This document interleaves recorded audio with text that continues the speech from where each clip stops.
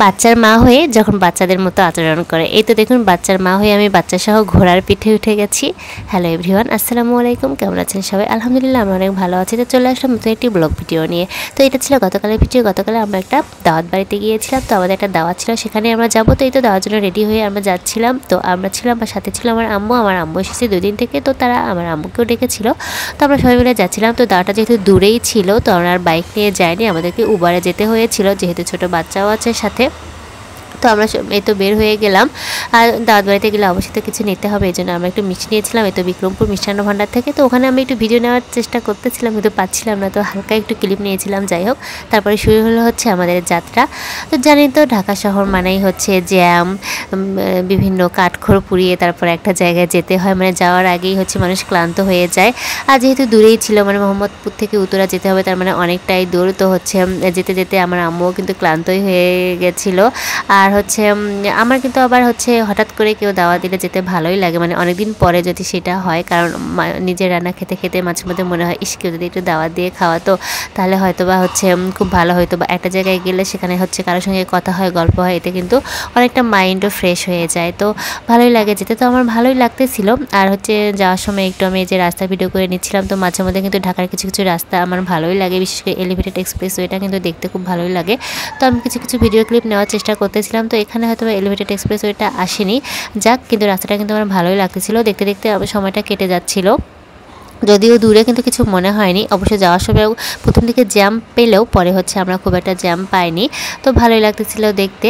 তো হ্যাঁ, দাওয়াত বাড়িতে যাওয়ার পরে তারা আলহামদুলিল্লাহ তারা কিন্তু আমাদেরকে অনেক সুন্দর সব কিছু খাবার আয়োজন করেছিল এবং খুব মজা করে আমরা খেয়েছি আলহামদুলিল্লাহ। কিন্তু আসলে ওখানে যাওয়ার পরে আমি ভুলেই গিয়েছিলাম যে ভিডিও ক্লিপ নেব। তবে হ্যাঁ, হচ্ছে একটু ভিডিও ক্লিপ নিয়েছিলাম। তো হচ্ছে ভাবি এত সুন্দর করে সব কিছু সাজিয়েছিল, দেখেন ডাইনিংটা একদম রেস্টুরেন্টের মতো মনে হচ্ছে, খুব সুন্দর করে সব কিছু সাজানো ছিল ওনাদের বাসাটা।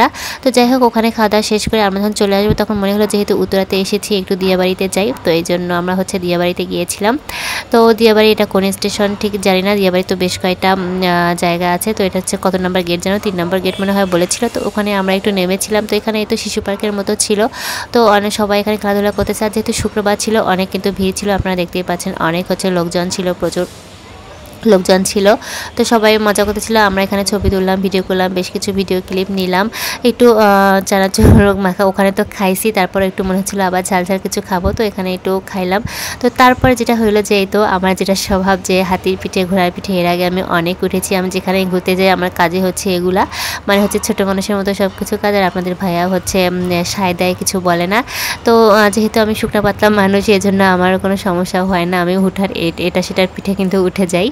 তো হচ্ছে এই তো এই ঘোড়াটা দেখে আমি হচ্ছে আর আসলে বলতেছিলাম যে আপনারা ঘোড়ার পিঠে উঠতে কত টাকা নেন। তো আপনাদের ভাইয়া বলতেছে উঠবা নাকি? আমি বললাম না উঠবো না, বাচ্চার মা হয়ে গেছে এখন। তখন বলতেছে না তুমি ওঠো, আমি তো জানি যে তোমার ওঠার ইচ্ছা করতেছে। তারপরে দেখেন আমাকে উঠাই দিয়েছে এবং সাথে হচ্ছে বাচ্চাকেও দিয়ে দিয়েছে। তো আলহামদুলিল্লাহ হচ্ছে আমি একটু ভয় পাচ্ছিলাম যে বাচ্চা নিয়ে ঘোড়ার পিঠে, আর আমার হচ্ছে বসাটা ঠিকভাবে হয়নি, একটু আনইজি হচ্ছিল, মানে যেহেতু ওঠার প্রস্তুতি ছিল না, মানে হুট করে উঠে গেছে এরকম একটা অবস্থা।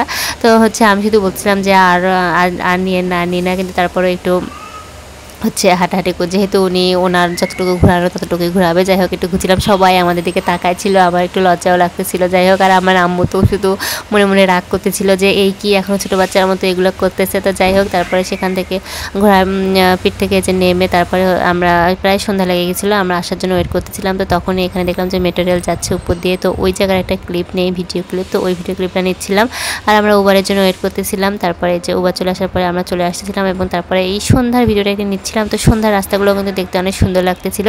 তো দিন শেষে কিন্তু হচ্ছে মানুষের বাড়িটাই হচ্ছে সব থেকে আরামের। এত কিছু ঘোরাঘুরি খাওয়া দাওয়ার পর মনে হচ্ছিল ইস কখন বাসায় যাবো, বাসায় যাই একটু শুয়ে পড়বো, এটাই মনে হচ্ছিল। তারপরে হচ্ছে আমরা চলে আসলাম এই তো বাসাতে। আর মনে হলো যে যাক, এখন শান্তি, সারাদিনে ঘোরাঘুরি শেষে একটু নিজের ঘরটা, নিজের বিছানাটাই কিন্তু সব থেকে শান্তি। তো এই ছিল আজকে আমার ছোট্ট একটা ব্লগ। সবাই ভালো থাকবেন, ধন্যবাদ।